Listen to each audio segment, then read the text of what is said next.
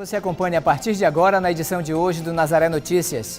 Lei do feminicídio agrava a pena nos crimes de violência contra a mulher. Tarifa de táxi em Belém sofre 17% de aumento. Dengue, febre e chikungunya somam mais de 300 casos em Belém. Pacientes com sequelas de hanseníase pedem apoio aos deputados estaduais. Catedral de Belém comemora mais de 244 anos de evangelização na Amazônia.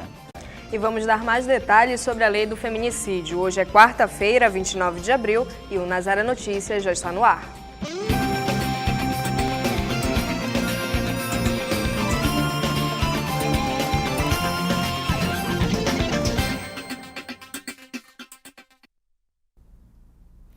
Começamos o Nazaré Notícias de hoje falando de mais um instrumento de proteção aos direitos e à integridade da mulher. A lei do feminicídio agrava a pena nos crimes de violência contra a mulher. A intenção é proteger no âmbito doméstico.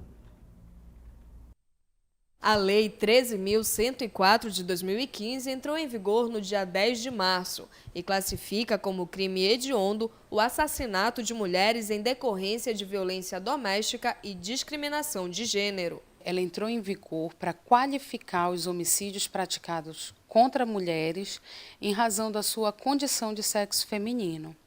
A própria lei, ela explica o que vem a ser essa condição de sexo feminino, definindo que são os crimes ocorridos na unidade doméstica e familiar e também as praticadas em razão de menosprezo ou discriminação contra a mulher.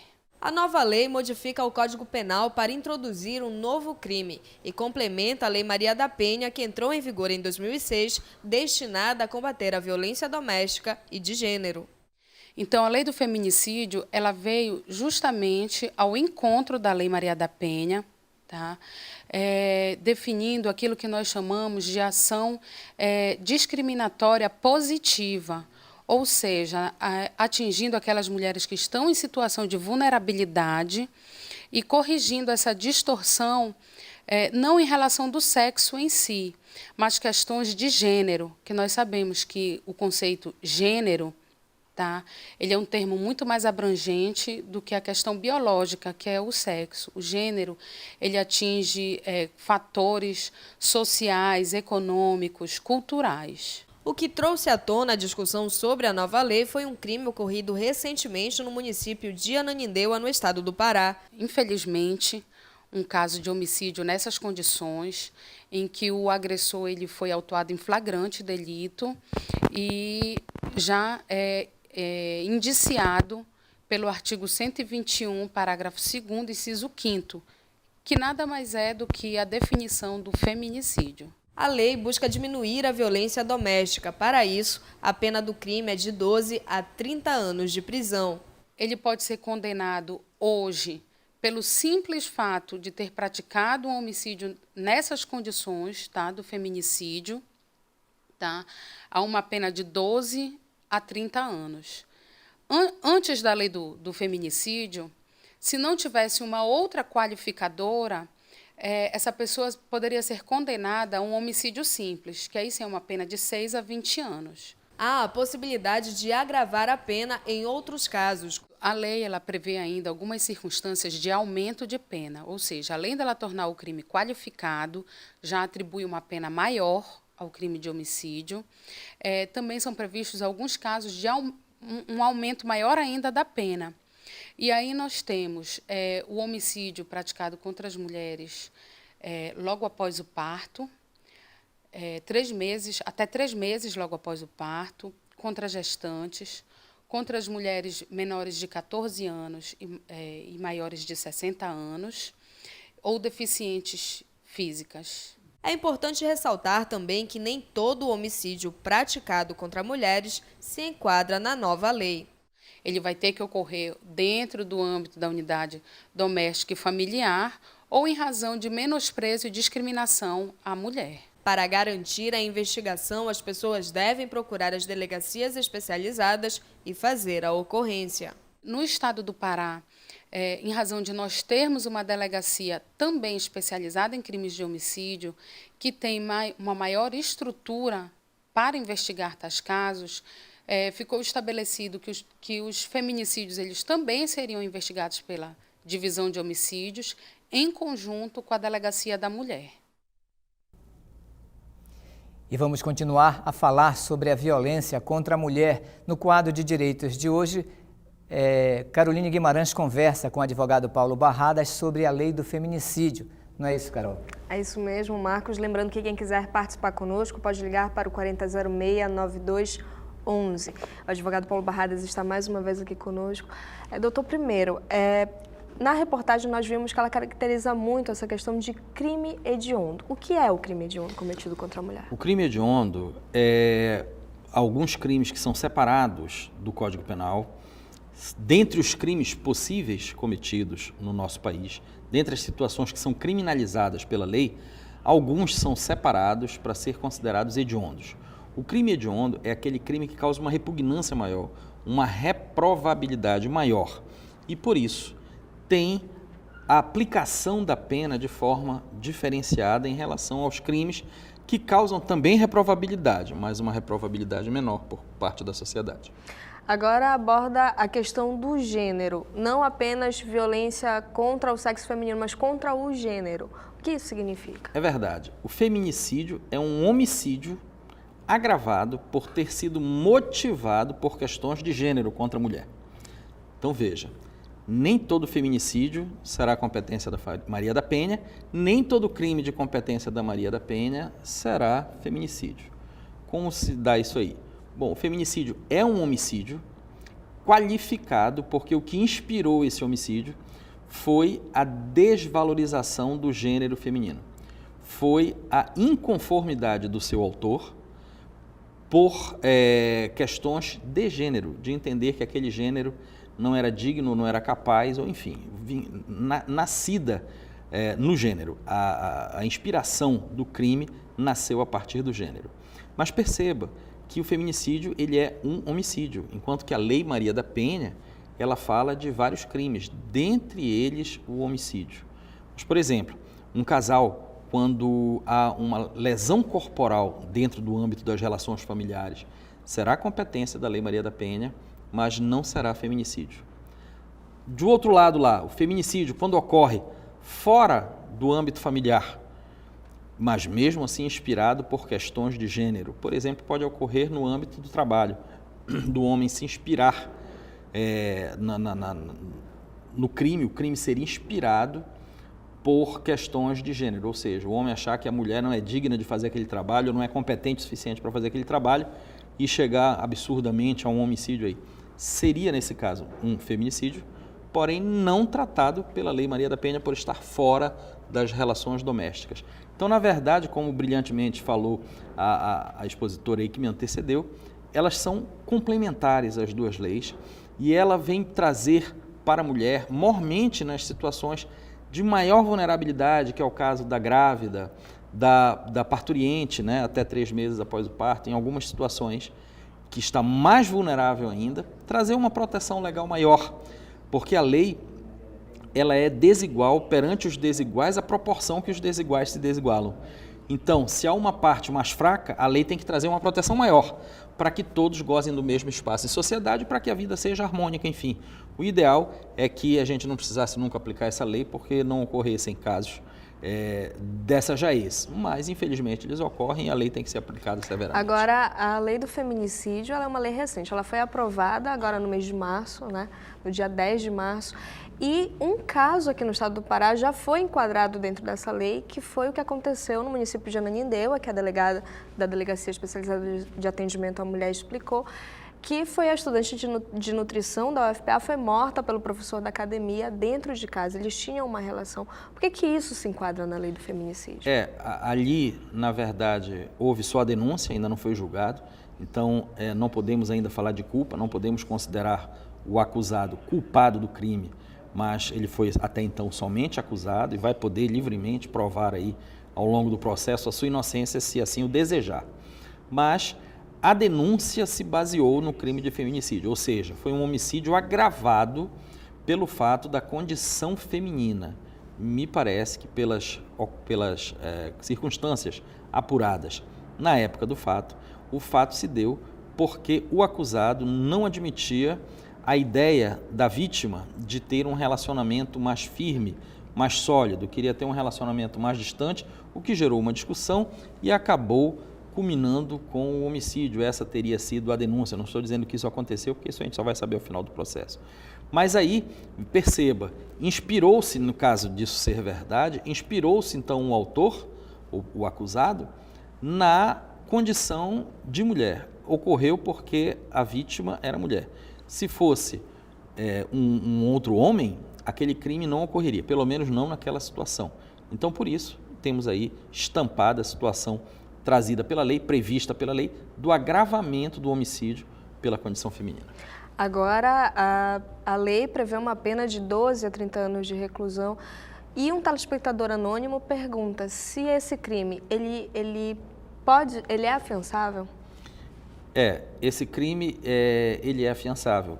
Perceba, o fato de ser afiançável não significa dizer que ele é menos grave ou que ele é mais grave. Simplesmente, o acusado ele vai poder se defender em liberdade. É claro que se, estando em liberdade, ele começar a prejudicar o andamento do processo, fugindo, coagindo testemunhas, desaparecendo com provas, ele certamente terá sua prisão preventiva decretada e aí a fiança, então, não reinará mais absoluta. Mas isso é um detalhe processual que nada implica no julgamento do processo. Quem for culpado vai ser condenado e vai cumprir a pena, quem for inocente vai ser absolvido e vai voltar à sua vida normal. Essa prisão prisão prévia, preventiva, antes da condenação, ela não tem efeito penal, ela não é ainda punição. Ela é só para salvaguardar a saúde do processo. Agora, essa lei do feminicídio já está valendo e complementa a Lei Maria da Penha. Sim, já é lei, já figura no Código Penal, já agrava o caso de homicídio e vem ao encontro, um reforço, uma proteção maior para as mulheres, que vem em complemento à Lei Maria da Penha, como eu falei ainda há pouco, blindando, trazendo uma tranquilidade maior, uma igualdade maior da mulher em sociedade, porquanto, estando ela mais vulnerável, tem uma blindagem legal maior. Agora, a questão da apuração. As pessoas fazem a denúncia, se enquadra na Lei Maria da Penha e a lei do feminicídio só ocorre quando existe o homicídio. Exato. O feminicídio é um homicídio. E, enquanto homicídio, é um crime de ação pública. O que significa dizer isso? Significa dizer que a primeira vítima desse crime é o Estado. A relação entre o acusado e a vítima é uma relação de segundo plano. O primeiro plano é entre o acusado e o Estado, porque o Estado falou: ninguém pode cometer o crime de homicídio. O acusado foi lá e teria cometido. Então, a primeira vítima dele foi o Estado. Por isso, a apuração não depende de absolutamente nada. O Estado foi violado em sua autoridade, foi questionado em sua autoridade e vai apurar o crime e se concluir ao longo do inquérito e processo que efetivamente aquela acusação tem procedência, tem materialidade e tem autoria comprovada nos autos, ocorreu realmente o crime, quem cometeu foi realmente o acusado. A consequência natural, então, é a pena, tendo ele capacidade de absorver culpa, e aí, existindo a pena, haverá o cumprimento, como qualquer outro crime, sendo que, no caso do feminicídio, é um homicídio agravado, é um homicídio qualificado. Lembrando também que o homicídio, ele acontece, mas antes disso existem outras situações que as mulheres que se sentirem lesadas, se sentirem machucadas, podem denunciar. Sem dúvida, o homicídio, é muito importante a gente destacar isso, o homicídio, ele não é o início da situação de desequilíbrio. A desarmonia, seja entre o casal, seja entre dois irmãos, seja entre pai e filha, a desarmonia, ela vem sendo marcada ao longo da história da vítima e do acusado por várias ações de violências que vêm num crescente. Então começa com uma discussão, depois uma agressão física, depois uma ameaça, até chegar no homicídio, normalmente, comumente, se leva um tempo. Então é muito importante que a mulher perceba que ela corre perigo enquanto vulnerável, enquanto parte mais fraca da relação. Ela corre perigo de a qualquer momento ser agredida, de a qualquer momento sofrer algum tipo de violência. Então é muito importante que a mulher qualifique, que a mulher trie, que a mulher consiga selecionar as pessoas que lhe estão no entorno, namorados, amigos, amigas, pessoas que são perigosas, vamos colocar isso, ou que a qualquer momento potencialmente podem cometer um crime contra ela, devem ser evitadas, evitando-se assim que o Estado tenha que intervir numa relação que, em princípio, devia ser uma relação pessoal, norteada só pelo bom senso das pessoas. Agora, doutor, o objetivo da lei do feminicídio é diminuir a violência contra a mulher. O senhor acredita que isso de fato vai acontecer? E outra, esse crime, ele só é cometido entre homem e mulher numa relação conjugal ou não? Pode ser com pai, com amigos?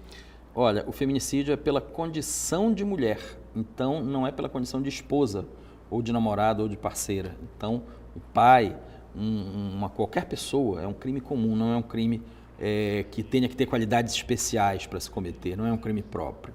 Então, qualquer pessoa pode cometer o feminicídio. E é claro que uma pena maior, ela serve na sociedade, ela tem um efeito terapêutico na sociedade de uma menor incidência de casos, porque saberá o agressor ou o acusado que, uma vez condenado, a pena dele será bastante rígida, porque a sociedade entende esse crime dele um crime bastante odioso, bastante reprovável e, portanto, aplicará a ele uma pena mais severa. Esperamos que o ideal é que a sociedade conviva em harmonia e que nada disso seja tão frequente, mas sempre que houver necessidade o Estado estará lá e defenderá a parte mais fraca e trará a situação sempre à lei, à letra da lei, à letra do direito, porque vivemos num Estado democrático de direito. Muito obrigada, doutor Paulo, por conversar conosco. Lembrando que todas as quartas-feiras o advogado Paulo Barradas está aqui conosco e se você aí de casa quiser sugerir temas para as nossas entrevistas, pode ligar para o 4006-9211. Marcos. Obrigado, Caroline. Obrigado, professor Paulo. Falando em violência, o Ministério Público realiza hoje na Câmara de Vereadores de Breves, na Ilha do Marajó, uma audiência pública sobre o combate à violência sexual contra crianças e adolescentes. O encontro quer conscientizar e estimular o debate entre a sociedade local e os órgãos públicos, a fim de criar estratégias para o enfrentamento da violência sexual na região. E durante a audiência será apresentado o plano de enfrentamento construído por diversos órgãos públicos e pela sociedade civil. As autoridades pretendem estimular as denúncias para que o Ministério Público possa adotar medidas que consigam erradicar a prática da exploração sexual de crianças e jovens no arquipélago do Marajó. E vamos falar de economia. Estudos do IBGE apontam que a média salarial do trabalhador brasileiro continua a mesma, porém, com o aumento no preço dos produtos e a alta da inflação, foi registrada uma queda na renda dos trabalhadores. O último ano que a renda real e nominal da população caiu tanto foi em 2003, taxada em 4,3%. Este ano, nos meses de fevereiro e março, a queda real foi de 2,8%. A queda real acontece quando a inflação e o preço dos produtos sobem mais do que a renda, fazendo com que o consumidor perca o poder de compra. Já a queda nominal é quando o trabalhador recebe menos do que antes. Na comparação com o mês anterior, diminuiu 1,3% do salário dos empregados. O índice de desemprego pelo terceiro mês seguido é o que gera essa baixa renda dos trabalhadores que atuam com carteira assinada, sem carteira e que trabalham por conta própria. E falando em renda, a Previdência Social vai bloquear na folha de maio o pagamento de 14.309 aposentadorias e pensões do INSS de segurados no Pará. Nenhum desses beneficiários ou seus parentes compareceram às agências bancárias para fazer a atualização de dados do recadastramento obrigatório. Os aposentados e pensionistas que tiverem os benefícios bloqueados só poderão sacar os valores no fim do mês que vem e no começo de junho, após concretizarem o cadastro que deve ser feito nas agências bancárias em que recebem seus salários. Uma cooperativa de transporte teve a licença cassada em Mosqueiro. A Copticom estava entre as 5 cooperativas autorizadas pela Prefeitura de Belém para regulamentar o transporte suplementar na ilha. O serviço foi suspenso diante de diversas denúncias feitas pela população. Agentes da CEMOB também detectaram diversas irregularidades, como desvio de itinerários, desrespeito de horários e utilização de veículos não cadastrados para a prestação de serviço. A cooperativa operava a linha Vila Furo das Marinhas. E falando em transportes, aqui em Belém os táxis receberam um aumento de 17% na tarifa. O valor passou de R$ 4,78 para R$ 5,61. E segundo o Sindicato dos Taxistas, a tarifa não era reajustada há 3 anos. Os 8.000 taxistas da cidade de Belém já estão circulando com a nova tarifa, que passou de R$ 4,78 para R$ 5,61. O reajuste da tarifa não acontecia há 3 anos. Devido à alta do combustível e outras questões, aconteceu o aumento. Na realidade, vinha tentando segurar, né, não repassar a população, porque é uma coisa que é muito demorada para você fazer esse processo, é diferente de qualquer aumento, né? Então a gente passa por vários órgãos, passa pelo Conselho Municipal de Transporte, passa pelo CONDEL, passa pelo IMETRO, tem a despesa do chip. Então a gente vinha segurando, chegou o momento que o próprio combustível disparou e a gente não tinha mais condição, porque hoje nós vivemos numa capital, não é só Belém, mas a gente sabe que o trânsito atrapalha muito, o engarrafamento, consome muito o combustível. E as coisas foram aumentando, as taxas, os pneus, então todo um processo. E a gente já vinha discutindo esse aumento desde o ano passado, né? Tanto que ficamos 3 anos sem esse aumento. Desde março de 2012 que a gente não tem aumento. O Sindicato dos Taxistas afirma que o reajuste foi satisfatório. Ele é necessário porque se você deixar acumular mais, pior fica, né? E nós não temos mais condição de rodar como estava com o preço que estava, porque antigamente eu abastecia com R$50 para rodar um dia todo. Hoje eu abasteço uma faixa de R$80 a R$90 por dia. Quer dizer, quase dobrou nesses 3 anos, né, o meu valor que eu pago todo dia na bomba para abastecer meu carro. Este diretor explica como é feito o cálculo de reajuste. Esse cálculo ele tem uma metodologia já há muitos anos, né, então onde vem feito o consumo do veículo, bateria, lavagem do carro todo dia, o almoço do motorista, então a depreciação do veículo, são mais de 30 itens que eles fazem um levantamento, né? Então, em cima disso é que é feito os cálculos para chegar nesse valor.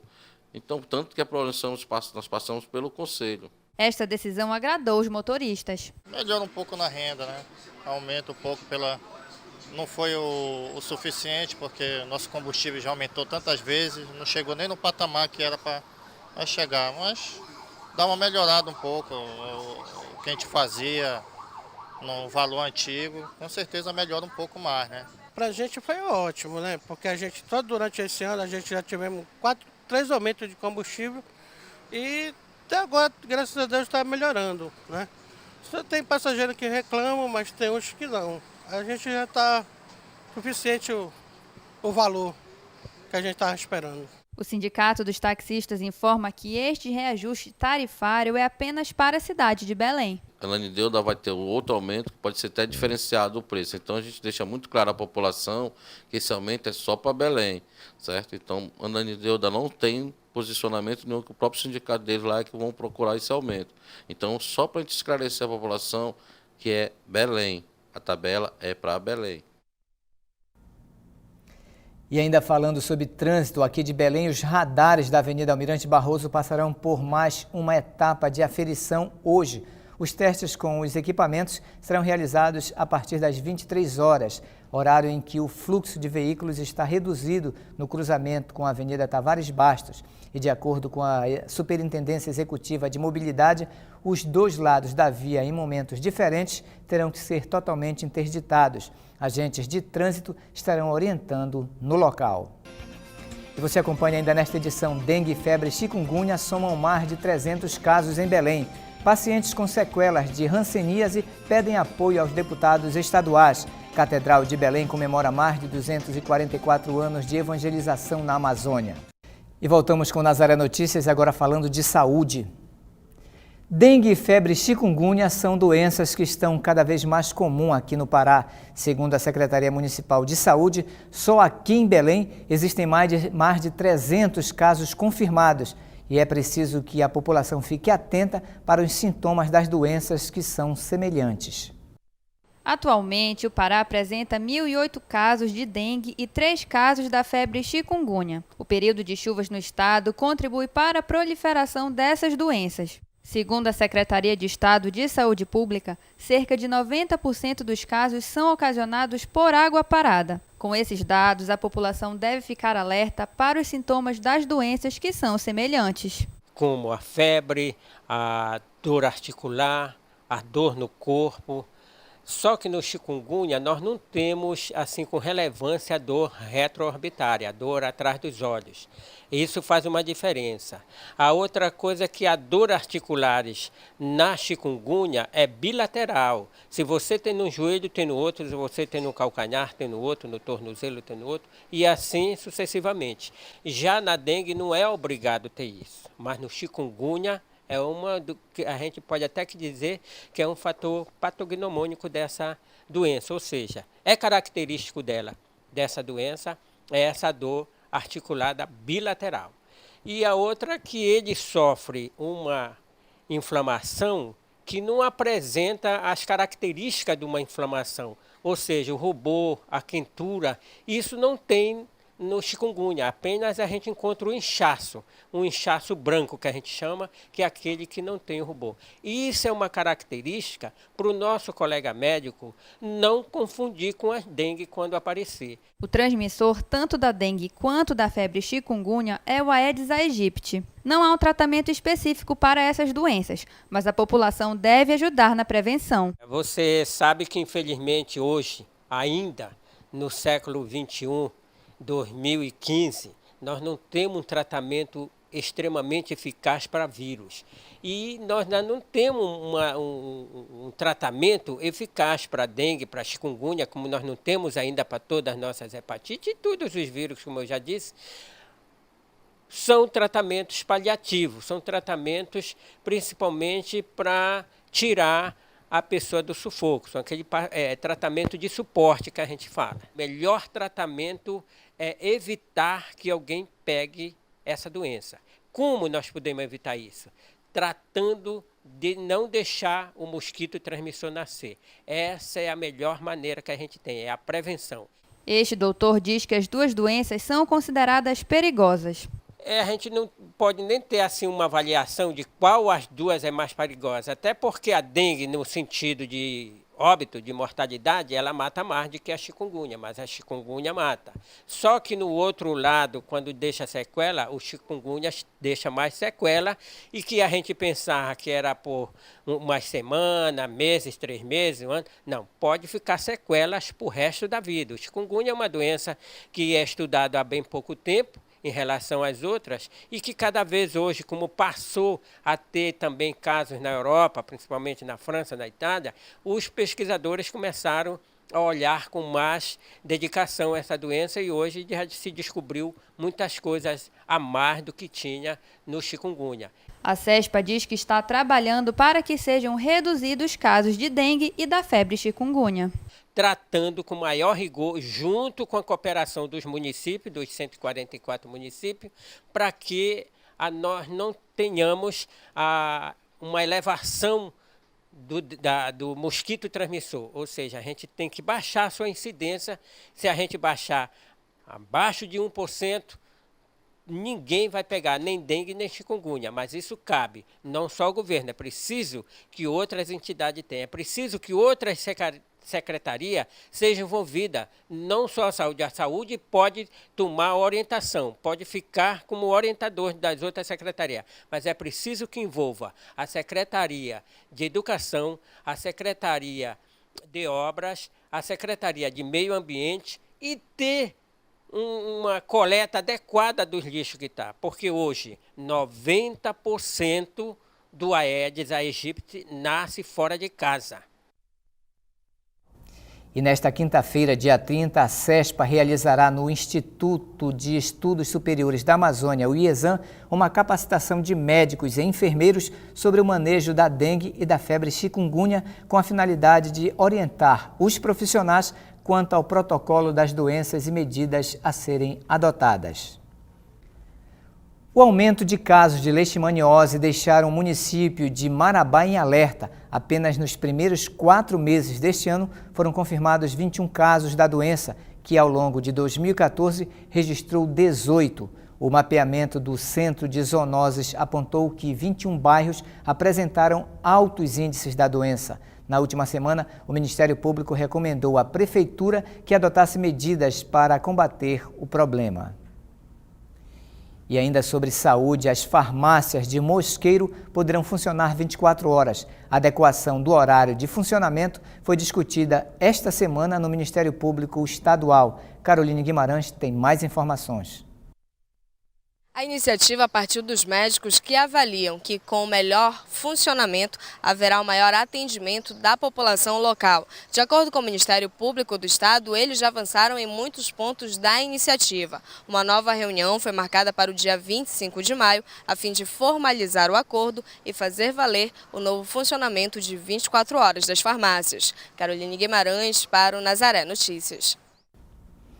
E agora vamos falar de clima. Mais de 100 casas ficaram alagadas após o transbordamento do Igarapé Judia, em Rio Branco, no Acre, nesta terça-feira. De acordo com a Defesa Civil, o transbordamento foi causado pela forte chuva que caiu sobre o Acre na última segunda-feira. 3 bairros foram atingidos pelas águas do Igarapé. Em algumas casas, o nível da água atingiu quase 2 metros. Famílias perderam eletrodomésticos e móveis. Comércios também foram afetados. E agora você acompanha a previsão do tempo para amanhã na Amazônia.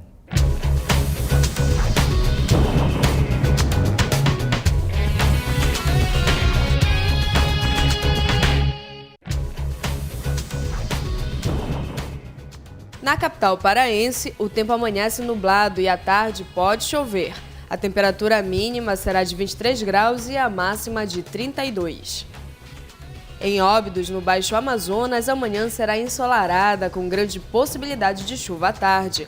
A temperatura mínima será de 23 graus e a máxima de 30 graus.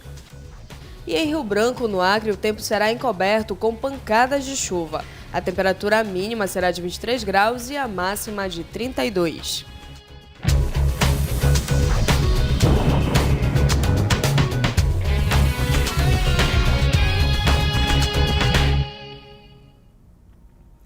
Moradores de Tucuruí, de Goianésia, do Pará, no sudeste do estado, bloquearam nesta terça-feira a PA 263, que liga os 2 municípios. Cerca de 100 pessoas participaram do protesto.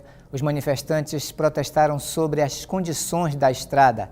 O mato invade a pista que cobre as poucas placas de sinalização existentes e os buracos estão por toda parte. A manifestação causou congestionamento de 2 quilômetros. A estrada foi liberada no início da tarde, depois que representantes do Ministério Público garantiram que vão encaminhar as reivindicações dos moradores para a Secretaria Estadual de Transportes. E falando em protestos, nesta manhã, pacientes que sofrem com sequelas de hanseníase se mobilizaram contra a falta de estrutura no atendimento de saúde. Cerca de 100 pacientes atendidos nas colônias de Marituba e do Prata, em Igarapé-Açu, se reuniram em Belém, em frente à Assembleia Legislativa, para pedir apoio aos deputados. Caroline Guimarães tem mais informações. São homens e mulheres com problemas de locomoção e outras sequelas causadas pela hanseníase. Para falar sobre toda essa movimentação, está aqui ao meu lado o Geraldo Cascais. Ele é um dos voluntários do Mohan. Seu Geraldo, quais são as principais reivindicações hoje aqui? Olha, menina, veja bem. O que está acontecendo na área da ex-colônia de Marituba é um verdadeiro descaso do governo do estado. E esse descaso, ele não é só com a área da ex-colônia. Está acontecendo também na Colônia do Prata, no centro Marcelo Cândido, em Marituba, e no centro Demétrio Medrado, em Belém. É falta de ajeitar a estrutura física, material de curativo. Os diretores fazem expediente, mandam para a secretaria, para a primeira regional. A primeira regional enrola todo mundo, não toma providência nenhuma. Só para esclarecer, o abrigo João Paulo II, a ex-colônia de Marituba, é onde residem pessoas, e essas pessoas... Remanescentes da antiga colônia. Quando o governo desativou, algumas pessoas não puderam sair. E a elas o governo prometeu que daria o sustento à cesta básica até no final da vida de cada um. São 2 tipos de reivindicações, com relação à alimentação, a toda essa estrutura, e também com relação às cirurgias que não tem. Material de curativo nas unidades que atende paciente, tanto faz ser o Marcelo Cândia, como Demetrio Medrado em Belém, no abrigo João Paulo II, falta material de curativo. E o ferimento dos nossos pacientes são ferimentos graves. Muitas vezes eles precisam de 2 curativos por dia, porque ferimento dos nossos pacientes é coisa grave, porque pode resultar em amputação de membros. E hoje vocês vieram aqui na sede da Assembleia Legislativa do Estado do Pará. Qual é o principal motivo disso? É justamente falar para os deputados que são nossos representantes. Então, queremos colocar para eles nossos problemas e saber que encaminhamento eles estarão dando para o nosso povo, que esse encaminhamento tem que ser urgente, por quê? Porque alimentação e curativo para anceniano não pode realmente esperar. Muito obrigada, seu Geraldo, por suas informações. Vários veículos de comunicação estão aqui próximos a nós, porque as pessoas precisam saber quais são as condições dessas pessoas que sofrem as sequelas da hanseníase e fazem esse clamor pedindo melhoria, tanto na cirurgia, que não tem ainda hoje, são 12 anos de discussão, e também com relação à alimentação e toda a estrutura dessas instituições que atendem os hansenianos. Caroline Guimarães, para o Nazaré Notícias. E amanhã termina o prazo para a entrega do imposto de renda. Em Cacoal, em Rondônia, acadêmicos do curso de Ciências Contábeis fazem a declaração gratuitamente para a população. O projeto Plantão Fiscal de Imposto de Renda 2015 segue até amanhã. A população é atendida na sala de informática da Universidade Federal de Rondônia, de 8h30 da manhã até às 17 horas. Foi criada em 1748 com base no projeto do arquiteto italiano Antônio Landi. A Igreja da Sé foi nomeada na época como Igreja Catedral de Santa Maria de Belém do Grão-Pará. O monumento recebe milhares de fiéis todos os anos durante o Círio de Nazaré e é símbolo de fé do povo paraense. Amanhã, a Catedral de Belém comemora 244 anos de história.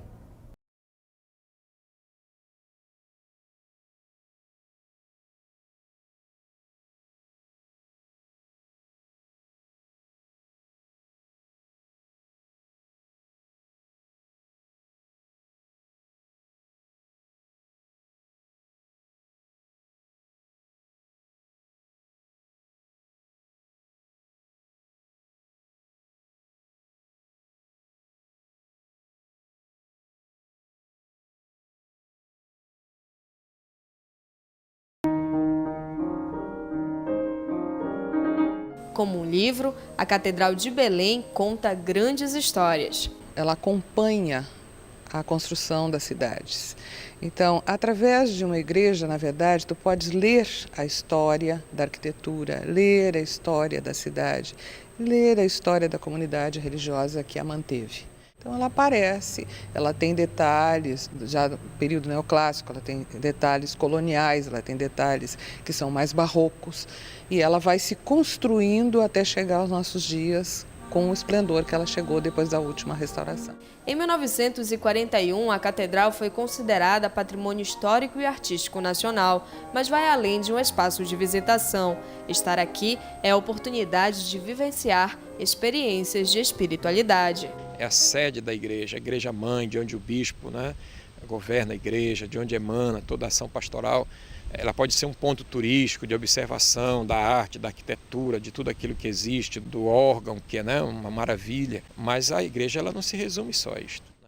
Aqui na catedral nós temos diariamente a adoração ao Santíssimo Sacramento, para dizer que essa igreja monumental, histórica, ela não é só bela pela sua arquitetura, mas porque nela existe Jesus, e Jesus está presente nela.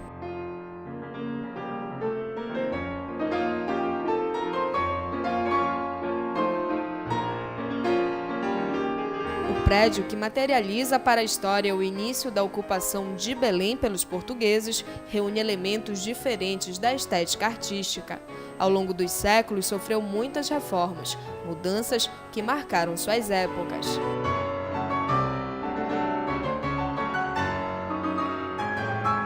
A catedral está no ponto de partida da cidade de Santa Maria de Belém do Grão-Pará, fundada em 12 de janeiro de 1616. Diante disso, Belém é a sede da primeira diocese da região.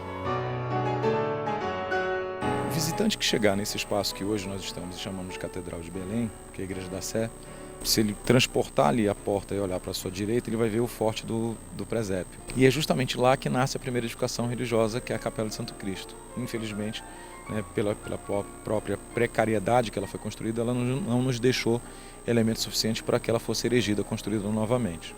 A partir dessa construção, que é a Capela de Santo Cristo, você tem um lento processo de ocupação nessa direção que vai para a Igreja do Carmo, onde se resolve dar um pedaço de terra à Ordem Carmelita, onde você tem a primeira rua de Belém.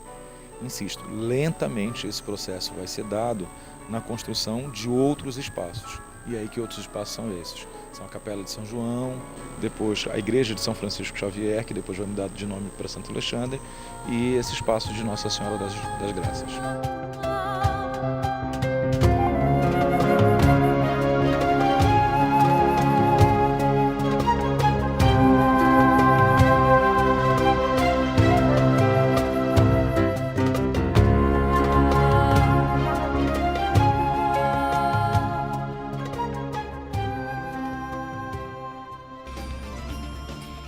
E essas foram as notícias de hoje. Para dar sugestões de reportagens, ligue para a nossa central de atendimento no número 4006-9211.